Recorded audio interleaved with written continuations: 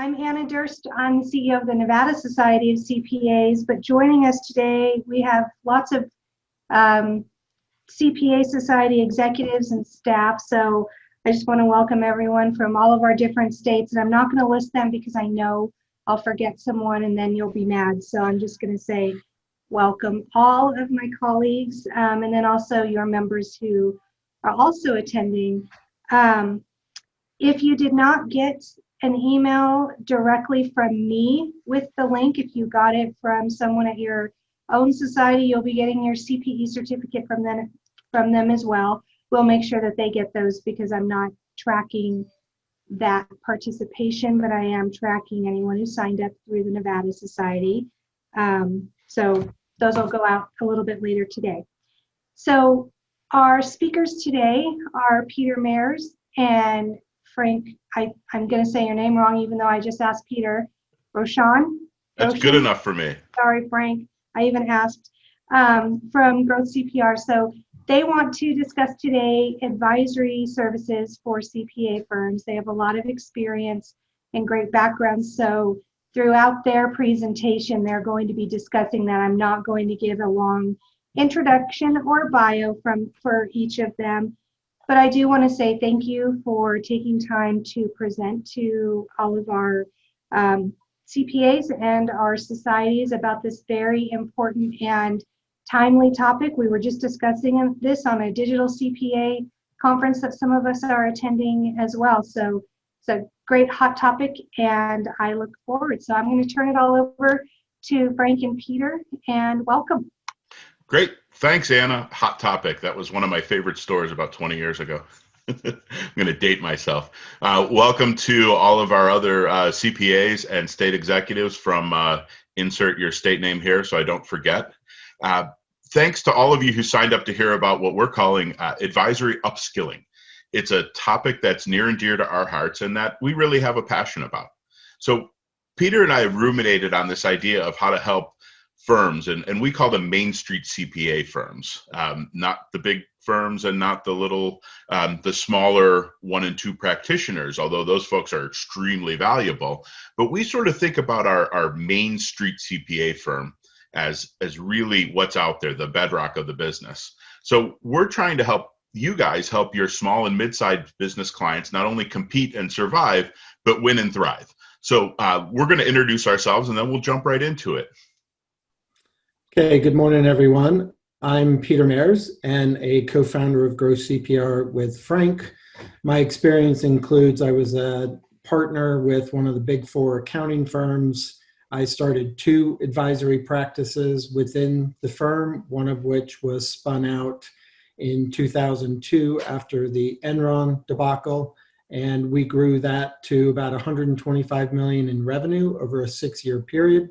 And my experience also includes executive positions with Fortune 500, Fortune 1000 companies with global responsibilities and global teams. Thanks, Peter. And I'm Frank Roshan, one of the co-founders. I have a degree from Harvard and experience at a big 4 advisory firm with Peter, and I also had global responsibilities and teams as well. And Growth CPR, our firm, so we started this in the middle of the pandemic, but the seeds were planted almost 20 years ago when Peter and I both worked at KPMG in the business process outsourcing practice. We were pioneers in accounting and finance work, and we spent a lot of time on the road brainstorming client solutions and ideas for businesses, and one of those ideas would be a seed that would later germinate to become Growth CPR. What's interesting is we didn't initially know what the market would be for Growth CPR, but we quickly realized that we started it for you, for, like I said, the Main Street CPA firms who are on the front line serving mid-size and small businesses. Like I said, the bedrock of the American dream. We did the big time consulting stuff. We lived that model of chasing fees and selling the sizzle, not the steak. And frankly, as a bit of our own little rebellion and a healthy dose of repentance, we feel like we hacked the consulting model and we demystified the what and how of advisory so Main Street CPAs can focus on the why, which is helping your clients not only survive, but thrive. So instead of using consultant speak and highfalutin words, we approach this from a client's perspective, and we ask the questions that they're asking or should be asking specifically, how should I think about my business? How can I grow my business? And how should I manage my business?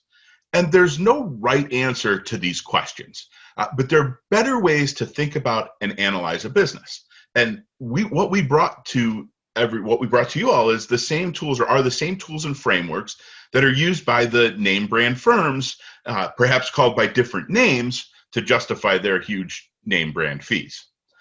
So I'm going to review. Sorry, guys, my mouse button's a little sensitive there. So I'm going to quickly review the outline of the webinar. So in keeping with the best practices, we're going to tell you what we're going to tell you, and then tell you what we told you. We're going to set the state and explain why we're so passionate about upskilling and why we believe that developing advisory service capabilities are vitally important and urgent. We'll briefly cover the how of providing advisory services and the what. And then Peter's going to walk you through the process of providing advisory service and an example that you can apply to your client base today. Then we'll wrap up and open it up for some Q&A. If you have questions during the presentation, please type them in the chat. Anna and Peter are monitoring that. I'm working the slides. Anna and Peter, if they see anything interesting, will interject and we'll address that question right there. Or in the chat, they'll leave you a note that we'll table it for later. So let's get started. So when Frank and I were doing consulting, one of the things that we learned to do was to establish a burning platform for our clients, a situation that would spur our client to action, to take action. And Frank and I aren't establishing a burning platform right now. We're just pointing out that the accounting industry is on fire and the accounting industry is under fire. The compliance and transaction-based services and work is changing, and it's not changing for the better. The work that's been the bread and butter for so many accountants is going away. By virtue of you all being here, you know this. You're reading the journals, you're seeing the market change, and let's dig into why. To start with, compliance by its very nature is rules-based, which means it's undifferentiated. There are no creative audit opinions, no free-form tax returns. A debit is a debit and a credit is a credit. And as Frank and I joke, unless you're Bernie Madoff's accountant, and then all bets are off. But that's a problem. Although it's compliant-based and technically required, there is no opportunity to differentiate one accounting firm from another. The product of your hard work that took years of education and years of training to master is accepted by the client or even your boss with a barely audible, right? All the wrapping in fancy bindings and some of the advertisements on the back of the AICPA where present yourself with a more professional image is a little bit like putting racing stripes on a car.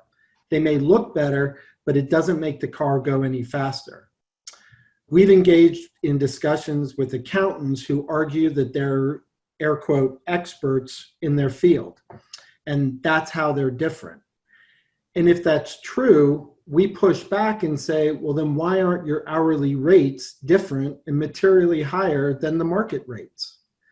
And it's because every accountant and accounting firm thinks that they're experts. The markets and customers think otherwise, and they're the only ones that get to vote. So if you take a look at 7 to 10 of your competitor websites, print out their About Us information or their core values and set it aside for a week. When you pick it up again, see if you can match the content with the firm. And that's what we mean by undifferentiated. And as we all know from our economic classes, any product or service that is undifferentiated results in commoditization. Compliance services are rate sensitive. There's virtually no inflation as measured by our government, and businesses are not receptive to the same price as last year plus 5% pricing approach.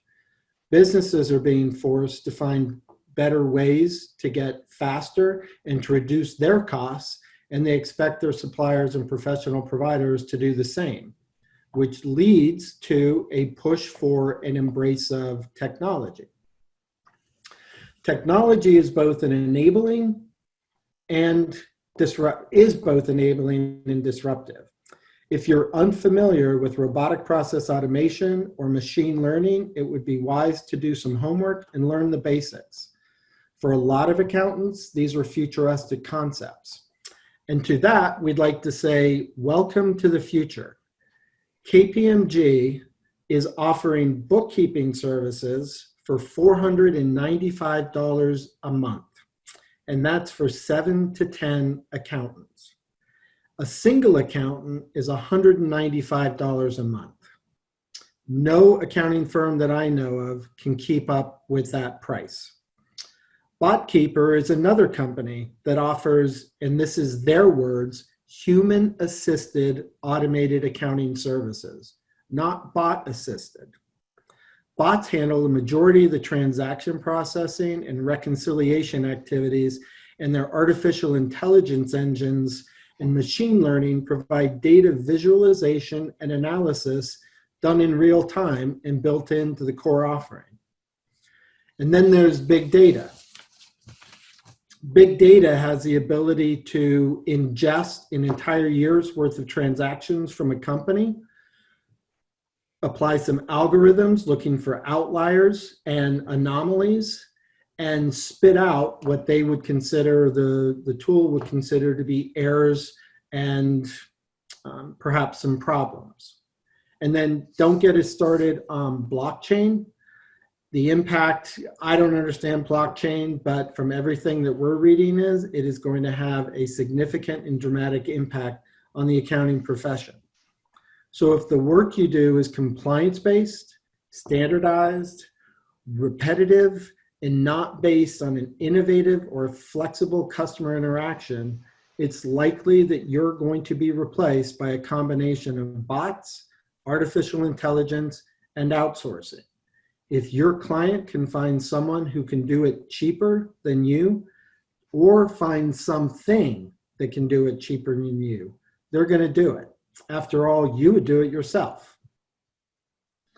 And we saved the most important reason for last. Small businesses desperately need affordable, impactful advice. They need trustworthy professionals to help them see what they haven't been trained to see, or to think about their business in new and insightful ways. They need you, the CPA, and the CPA industry to step up. If CPAs do not provide this service, the market will. Frank and I are already seeing non-accountants moving into this space at an increasingly rapid pace. As we all know, the market is opportunistic, merciless, and relentless. It seeks out inefficiencies and innovates to reduce friction and capture value. Rules-based industries are easy targets. Don't be lulled into a false sense of security because the changes seem incremental. You all are probably familiar with the story of the frog, that if you drop it into a pot of boiling water, it immediately jumps out. But place that same frog in a pot of room temperature water, put it on a fire, and it will remain in the pot to its demise because it's unable to detect the incremental changes in the temperature. The accounting industry is on fire and is under fire. And Frank and I believe that we, as an industry, need to jump out of the pot of water. So, how does an accountant provide advisory services? First, advisory services are different than compliance-based services. They require different skills, perspectives, tools, and frameworks. While compliance skills and knowledge form a solid foundation to build upon, compliance skills don't always easily translate to advisory services. It's not a question of one skill being better or worse than the other. They're simply different. Pete and I would argue, however, that advisory skills are more defendable against the encroachment of technology because advisory is more free-form and creative. Business is about innovation and taking risks and creating new markets. rules and compliance come after the innovation.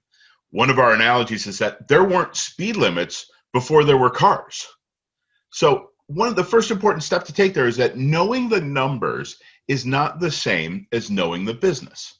A financial statement, a tax return, general ledger, all full of useful and enlightening information, but it's all historical data. It's what happened according to the rules of the game. Businesses want to innovate and change the rules of the game, of course, in a legal fashion, and they want to create an entirely new game and play where there isn't any competition. Advisory is a fantastic way to help the businesses help themselves. Now, advisory is not upselling. It's not a sales technique used to get a business to spend more by buying an upgraded or premium version of what's being purchased. We love this Gary Larson cartoon. In fact, Peter and I love Gary Larson's The Far Side altogether. But this is one of our favorite cartoons. Advisory isn't a double your IQ or no money back proposition. It has to deliver a multiple more in value than has been received. Now, the next point is a little bit counterintuitive. The tendency for accountants looking to expand into advisory is to take what they know and attempt to recast it as advisory. We're helping a firm expand their outsourced accounting practice. They created a learning center resource that's filled with useful and great information on 1099 contracting rules, setting up a chart of accounts, sales tax basics, best practices on record retention. All good, important, very necessary. Some clients absolutely need that assistance. But this firm viewed it as having immense intrinsic value because it's what they knew and felt comfortable talking about. They had a solution that was looking for a problem.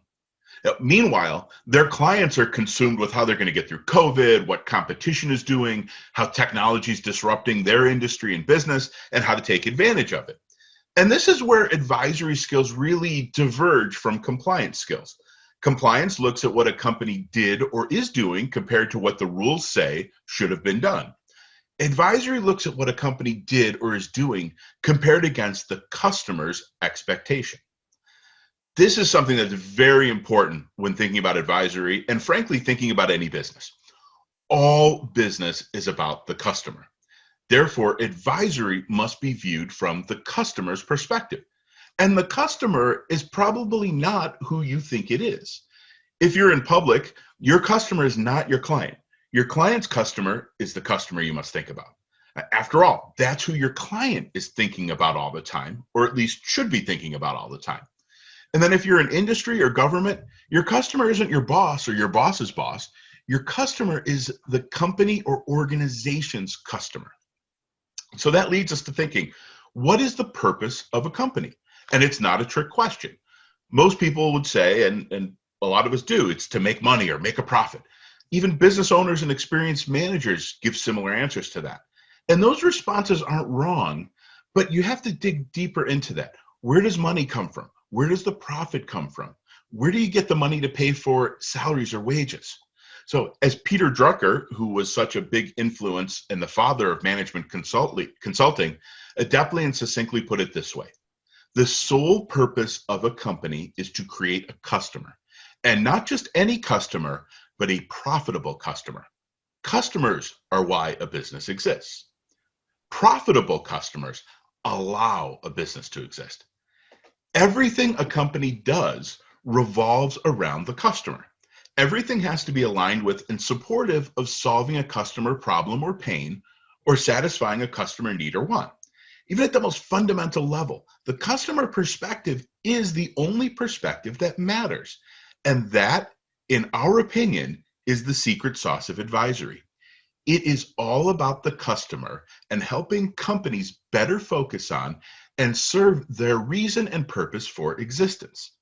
So the how of advisory is to concentrate on the customer. If CPAs focus on that one characteristic, that alone will differentiate them from all other competitive CPAs and firms. Knowing a business starts with knowing the business's customers. Now, some of you are probably thinking, what about tax and tax advisory? That's not about the customer. See, there we disagree. Where does the profit come from to require tax planning? Or a better question might be, What actions could the company take to increase their need for tax planning? In the end, it's all about the customer.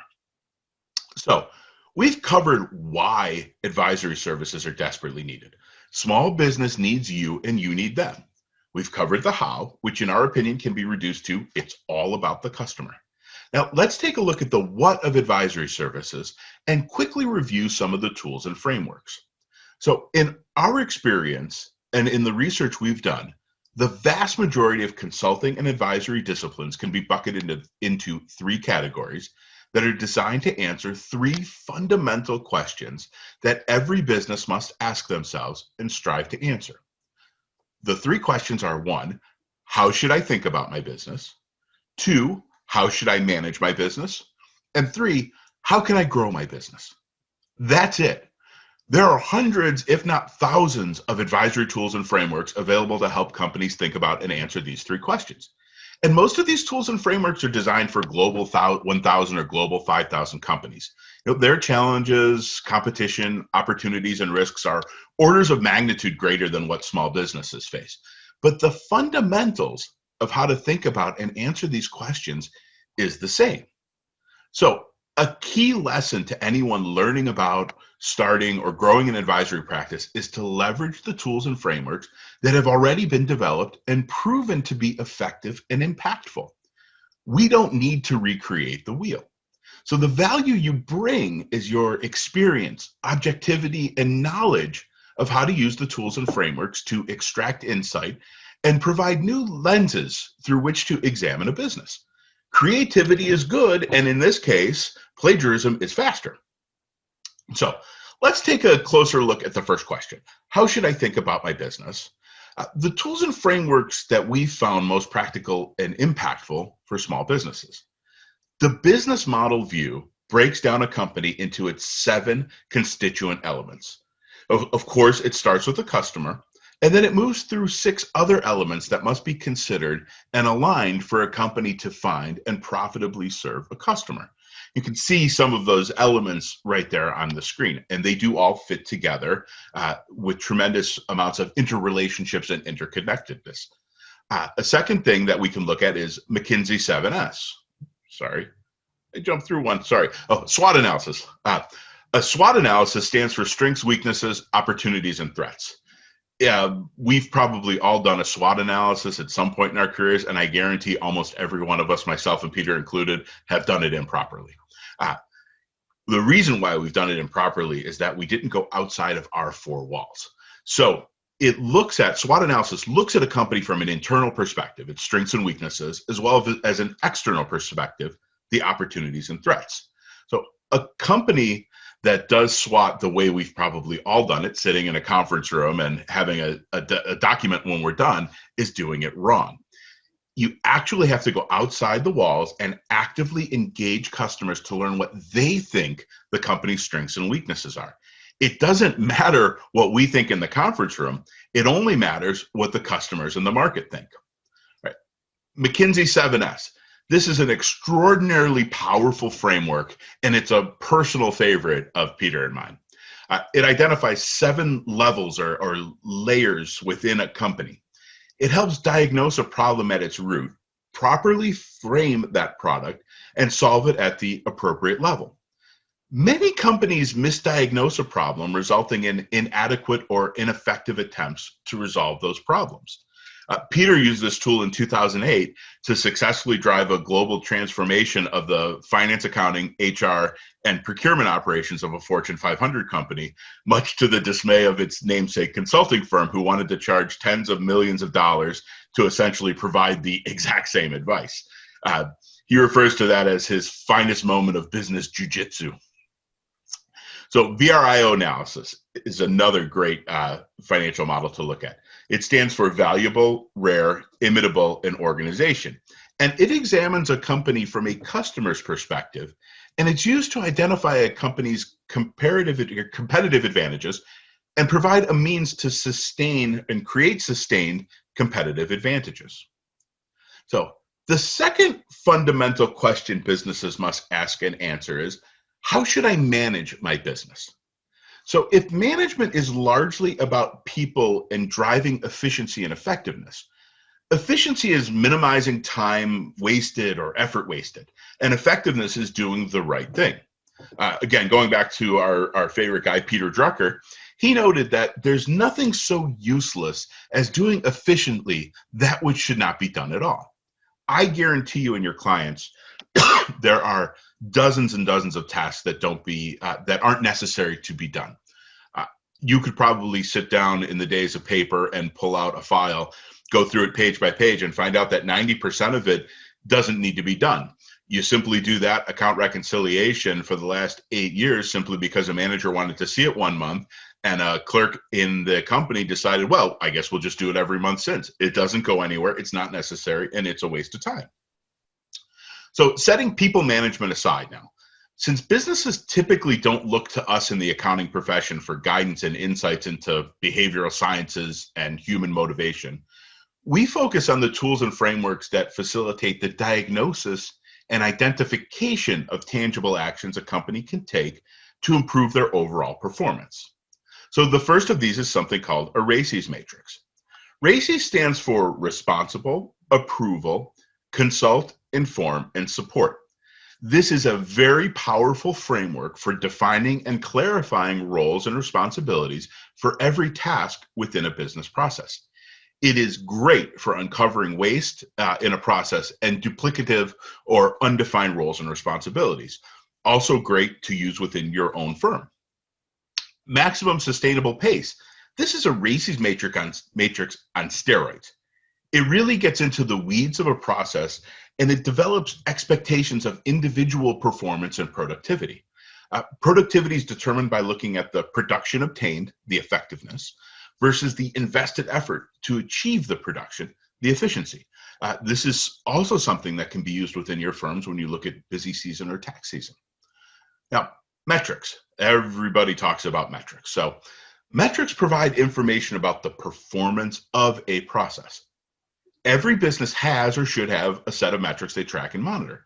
The key here is to not get overly enthusiastic with the concept of you can only manage what you can measure.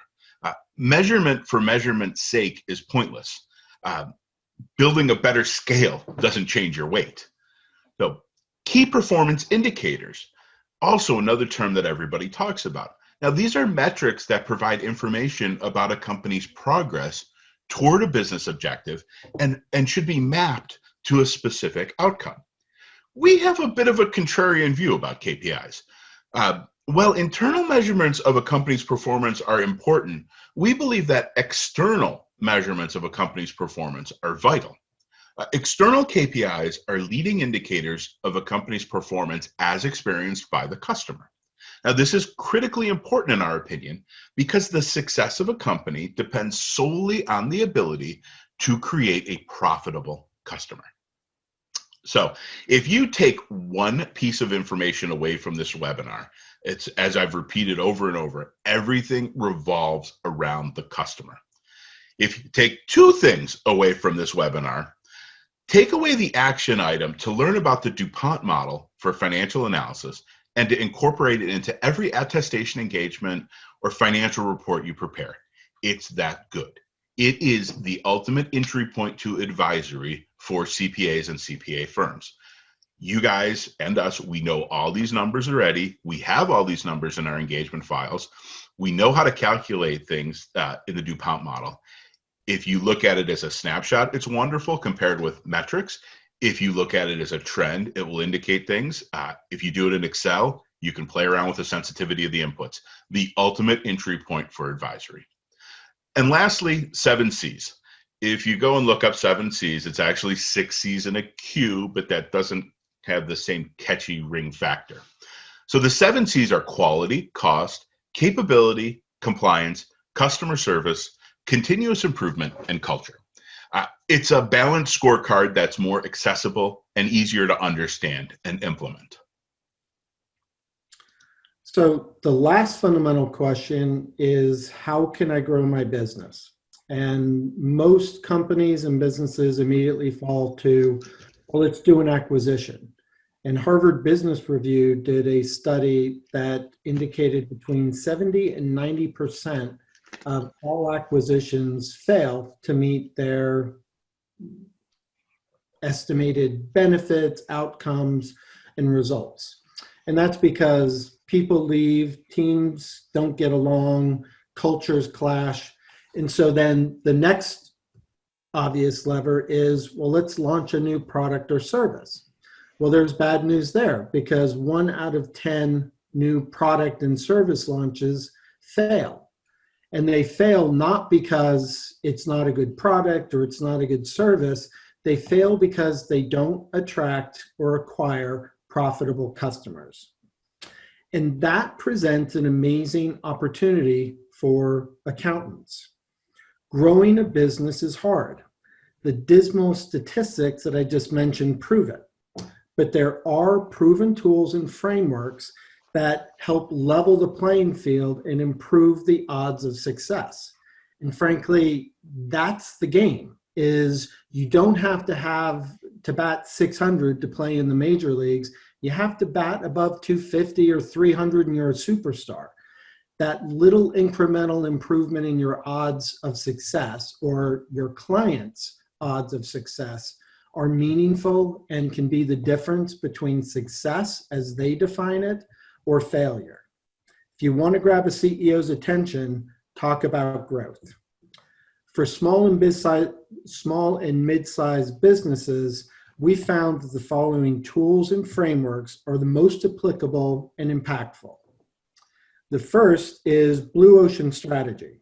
And the book by the same name was published in 2005 and is really a clean break from the traditional advisory or strategy books and analysis. The framework takes a different view of the market, a far more expansive view, and focuses in on alternative offerings, not just competitive substitutes. Customer development is another framework that greatly enhances the chances that a new product or service launch will be successful. Most companies follow a product development lifecycle that is all about features and functions, and that's not wrong, but it's not a complete picture. Alongside of that, there should be a development of the customer, understanding the customer's pain, understanding the customer's needs, wants, and desires, and how that product or service that's being developed is going to solve or satisfy those customer pains or desires.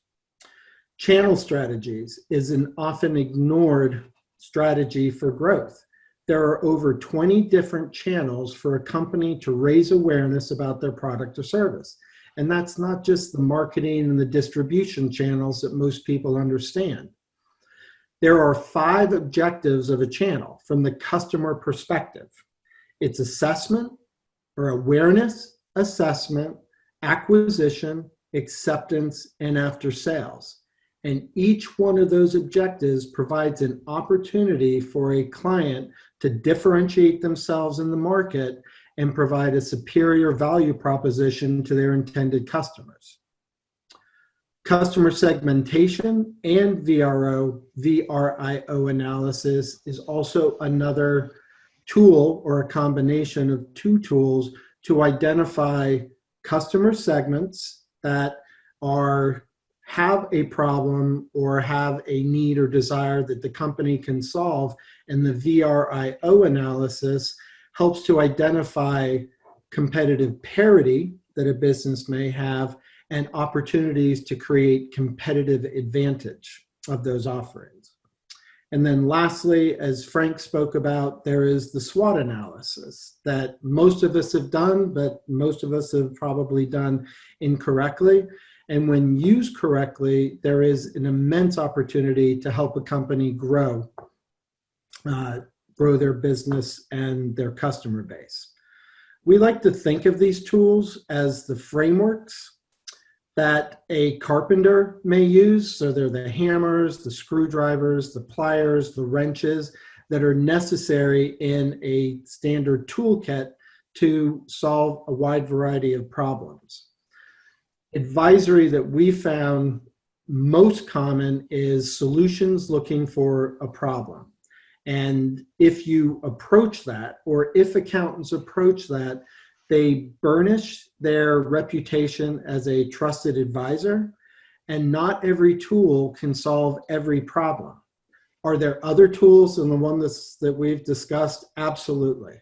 But the tools that we've identified are the most, we chose them because they're impactful, they produce results, and they're practical, that can be used by any accountant, any CPA, and understood from the client's perspective.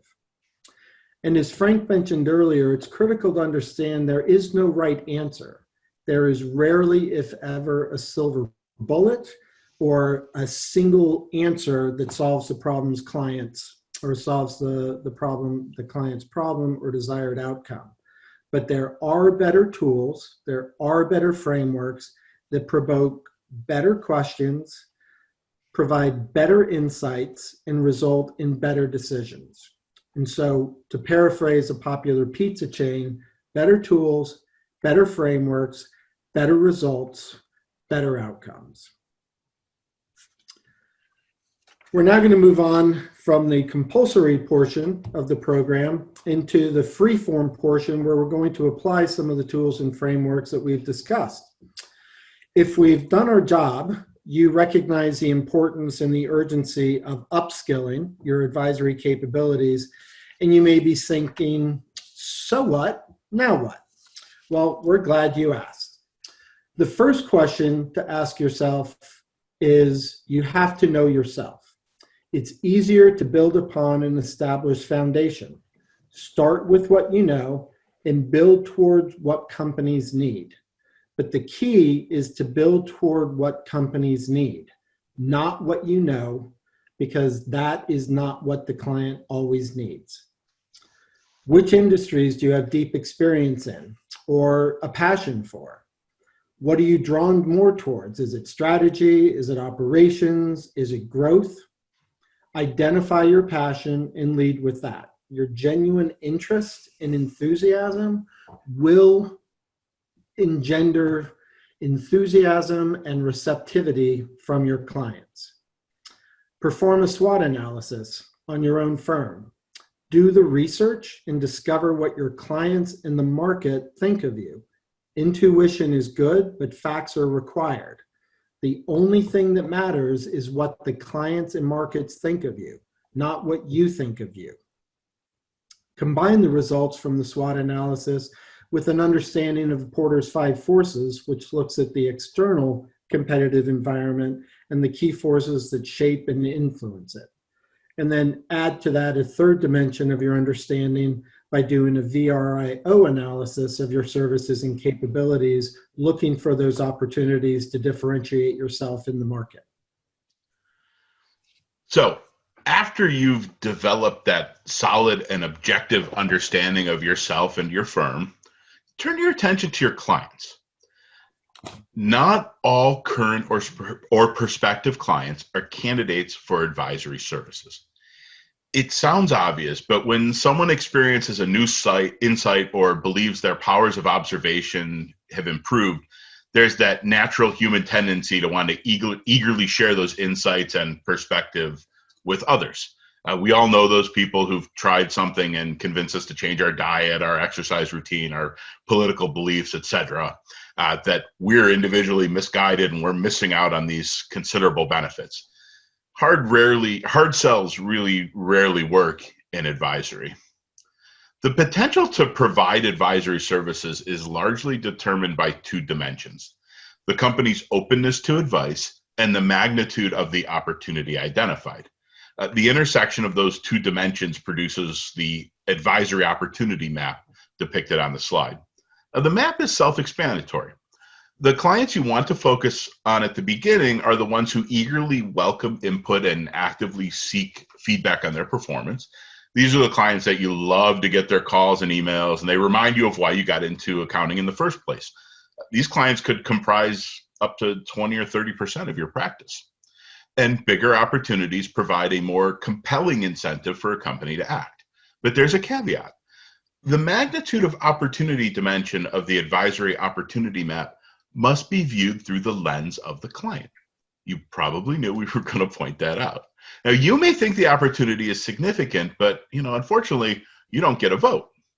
So an important concept to understand and internalize is something that we refer to as the customer pain ladder.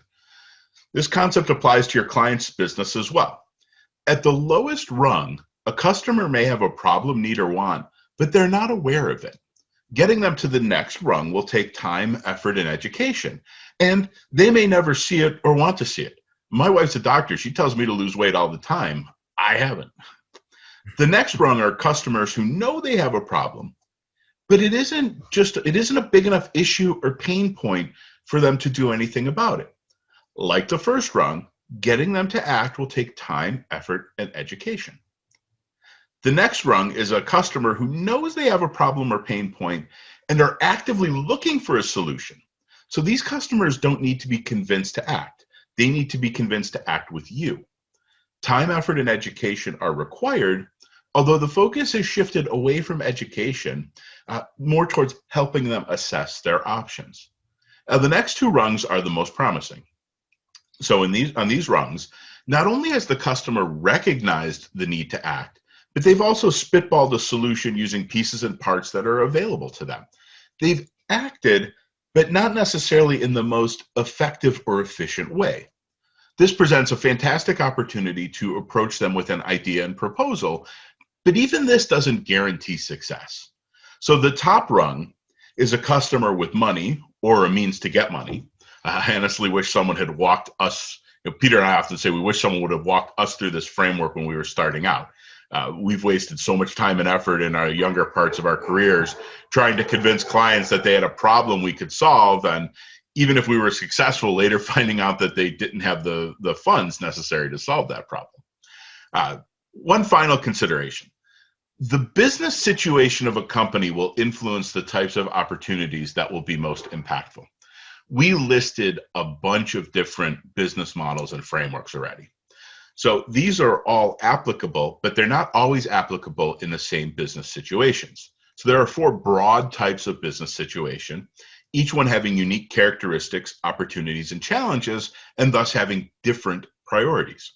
So we're not going to go into the details of every situation, but for example, a company in a startup will be more focused on growth and how they should think about their business, whereas a company doing a restructuring or in a turnaround situation will more likely be in need of tools and frameworks designed to improve operations and performance. So knowing your client's business situation will help you zero in on the right tools and frameworks that are best suited to address the problems and challenges that they are facing. So we're now going to walk you through an example process that uses and leverages some of the concepts that we've discussed today and apply them to current day events. As we all know and seen the statistics, the virus has ravaged the national economy. Main Street businesses have been hit particularly hard, and according to a recent Yelp study, 60% of the businesses on their site that closed since March 1 are not reopening. Beauty shops and day spas have been 2 of the business segments hardest hit by COVID. Close personal contact in this line of work is a necessity, and the restrictions and regulations implemented to control the virus severely limited the number of customers who could be served. And this is not a political statement, I'm just trying to set the stage here. CPAs know that the value of a business is far more than just the physical and tangible property, equipment, and inventory that are shown on a balance sheet. Numerous other types of assets are reflected in a company's value and do not appear on the balance sheet.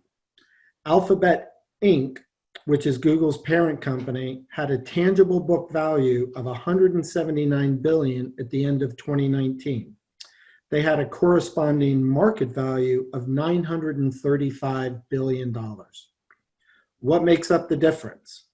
One of the elements of the business model view that we touched upon is key resources. In Alphabet's case, key resources would include digital assets, such as information, videos, and photographs, intellectual assets, such as proprietary knowledge, patents, and expertise, and relational assets, such as customer database and troves of emails. So what does Alphabet Inc. have to do with our beauty and day spa example? CPAs can leverage their knowledge and recognizing that a business's valuable assets include customer lists, networks, and community relationships. They can be a catalyst for helping lessen the damage caused by the pandemic. A business that is closing due to the virus may not be able to be saved, but what if a CPA could make the closure less painful, at least financially? So imagine this. A CPA has a client called New Day Spa. How can the CPA help New Day Spa and simultaneously help the former owners of the closed Old Spa as well as Old Spa's customers? They can do that by helping New Day Spa acquire Old Spa customers with zero money down. Here's how. The CPA can approach the New Day Spa owners and suggest the following actions. First, with the New Day Spa owners, reach out to the Old Spa owners. There's a good chance that they probably know them. They were in the same industry in probably the same town and attended a lot of the same industry and business events. 2, let Old Spa owners know that the New Day Spa would like to help them recover some of their losses. This is obviously a delicate situation, and we're just going to pretend that the complexity of the conversation goes well for the purpose of this exercise. 3, the proposal is for New Day Spa to give Old Spa a percentage of future revenues from Old Spa customers for a period of time if Old Spa would send a personalized email to their customers recommending New Day Spa's business. 4, offer those Old Spa customers a discount for becoming New Day Spa customers and let them know that a portion of their business will be paid to Old Spa owners. It is an ideal way for Old Spa customers to show their support in a small but tangible way to the Old Spa owners. New Day Spa could hold transition events whereby Old Spa customers can meet and mingle with the owners and staff of New Day Spa. This creates an opportunity for customers to develop a personal connection and affinity with New Day Spa owners and staff. Now, set aside all the social distancing requirements and the meet and greet, but you get the picture of what we're trying to cover here. The idea is to develop a compelling value proposition for Old Day Spa customers to become customers of New Day Spa without spending any capital to acquire them. Any discount offered would be far less than their typical customer acquisition costs that would be incurred via advertising. And New Day Spa will have connected with Old Spa customers at an emotional level, which is the ultimate driver of customer loyalty. By providing a means to help Old Spa owners while still receiving a desired service from New Day Spa, customers win twice.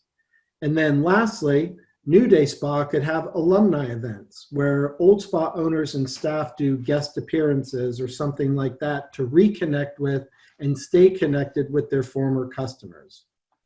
There are many more ideas and activities that people far more creative than Frank and I could come up with.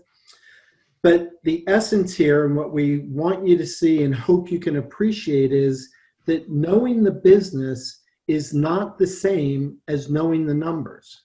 And knowing the business and knowing that these assets exist open up a world of opportunities that otherwise would remain hidden.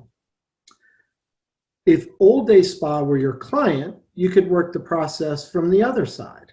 Approach New Day Spa owners with the idea and tell them that you're shopping this approach and ask if they'd be interested in gaining customers for zero money down. There's a good chance you'll be well received, and the New Day Spa CPAs will be scrambling to defend their territory because you will have just successfully encroached upon it.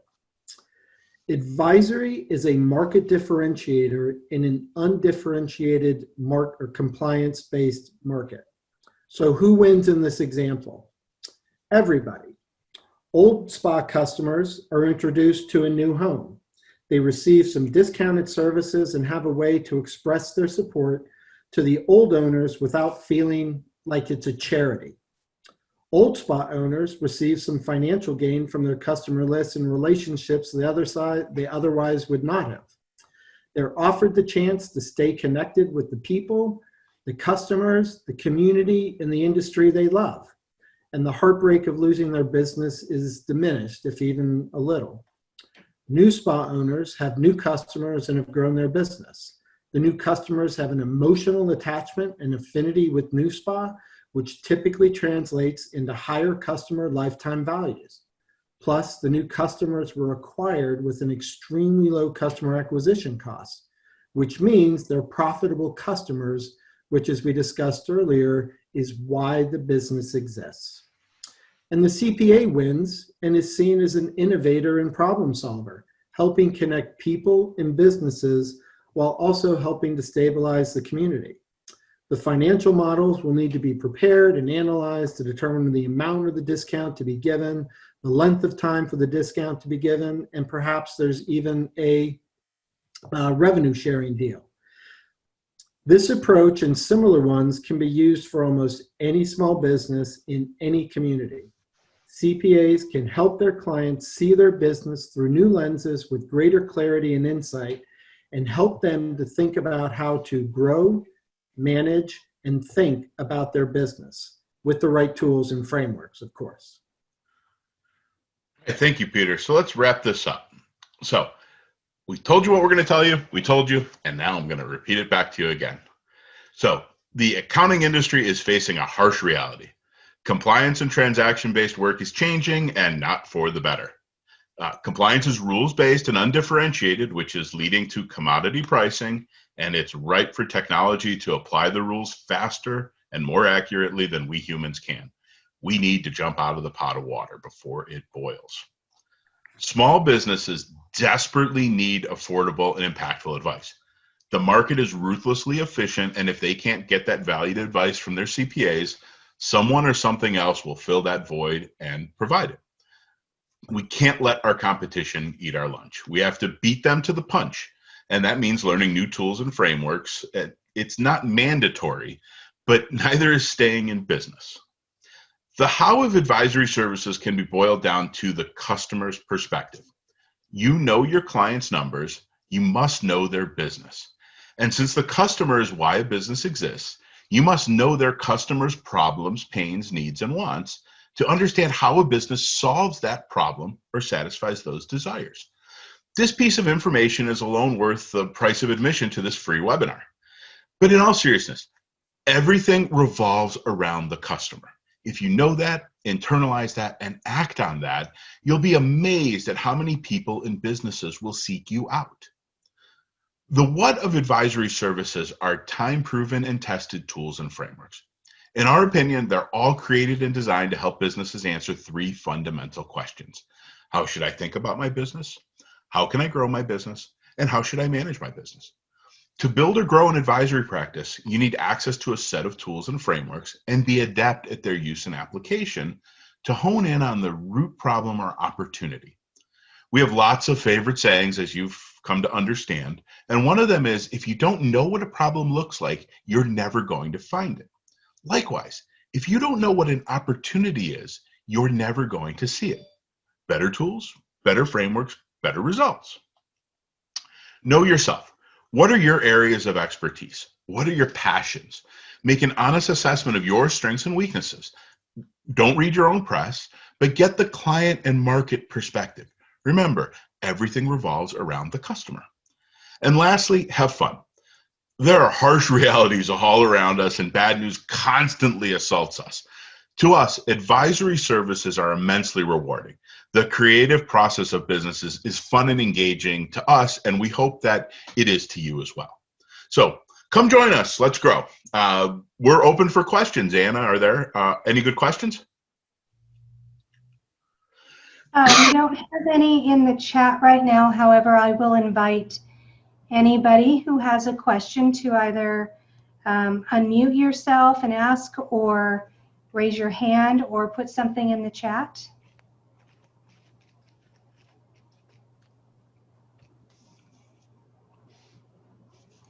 Hi, Peter.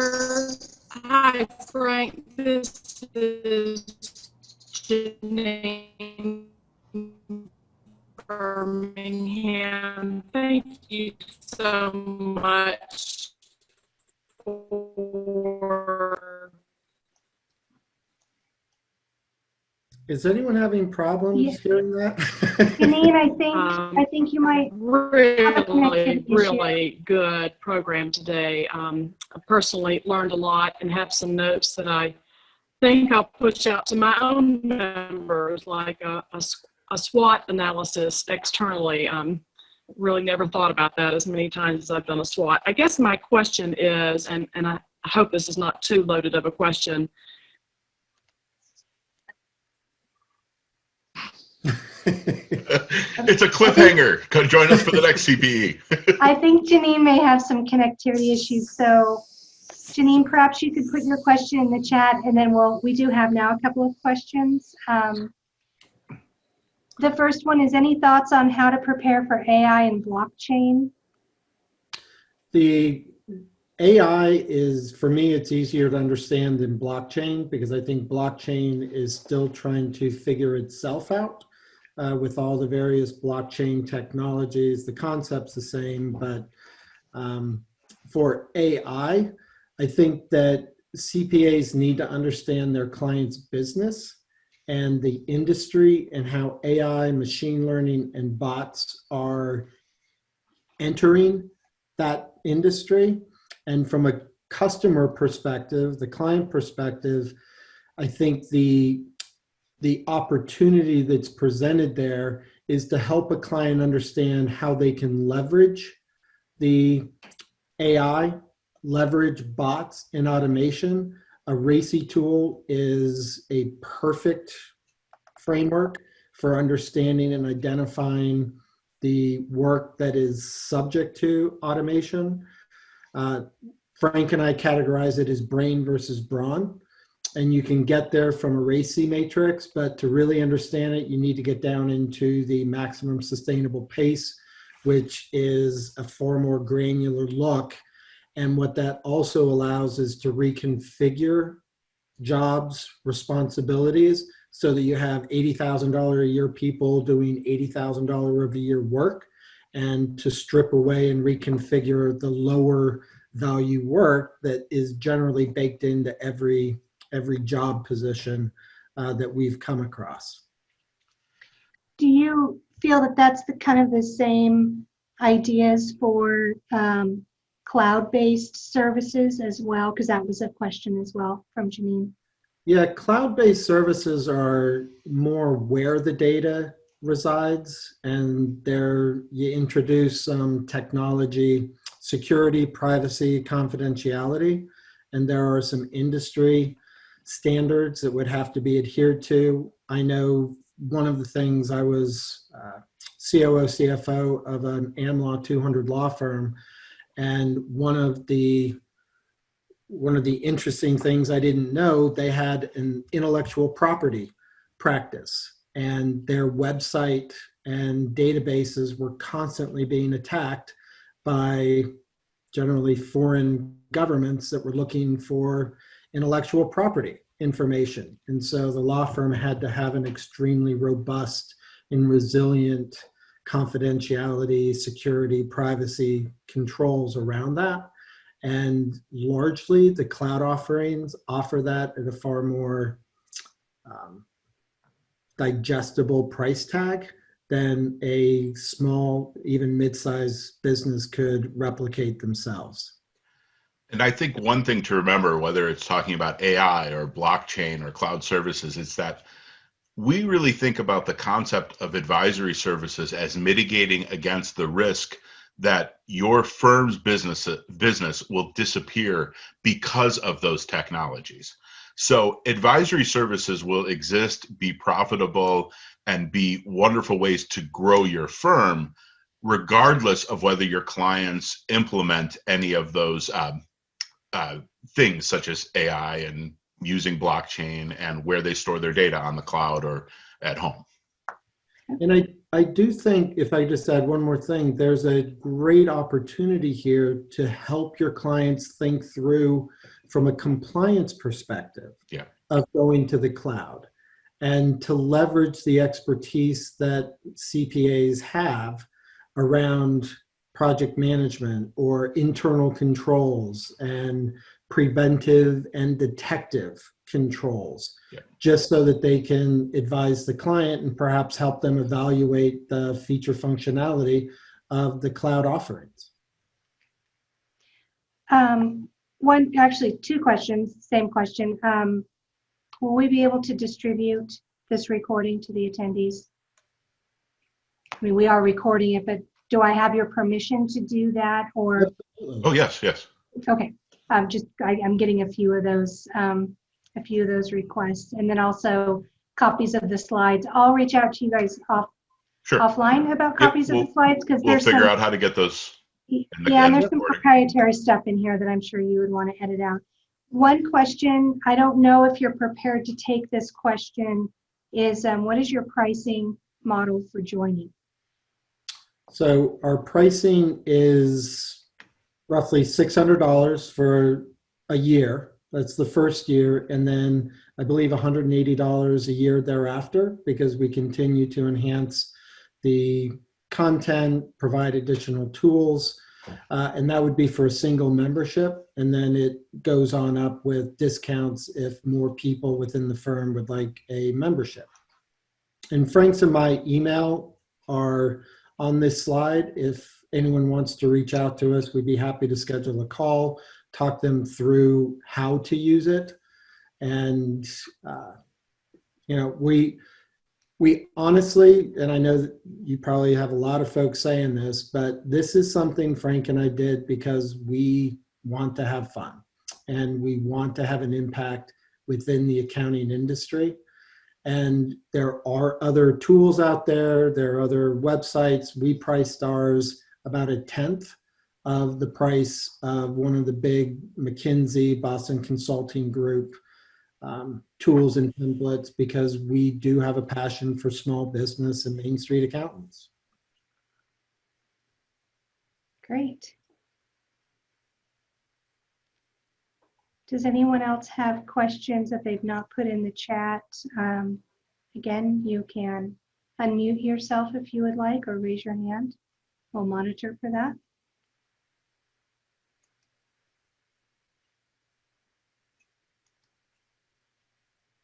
I think there is one question that is private about mentioning startups need growth tools and restructures need performance tools. And I think the point that we were trying to make is not every tool is going to be appropriate for every client situation. And startups, generally, if you just think of the evolution of a business, startups are all about acquiring customers and growing. So their focus is going to be more on how can I grow my business. A company that's going through restructuring or reorganization, growing their company is probably not top of mind, it's survival. And so how do I restructure my operations? How do I identify the root causes? How do I reduce costs? And a RACI matrix is a great way to understand where to reduce costs. The DuPont model is a fantastic model to figure out what the cost drivers are and what the revenue drivers are. And that's why familiarity with all of these tools and frameworks is imperative. That anyone who wants to get into advisory services, it's a commitment. It's not a dabbling. Yeah. And you will do more damage than good if you just take it as a superficial understanding and solve the wrong problem. But with that said, everyone who's here can do this. We may have made it seem a little overwhelming in the hour that we went through a literal pile of stuff, but everyone can do this if you invest the time and effort. You're all smart enough to do this.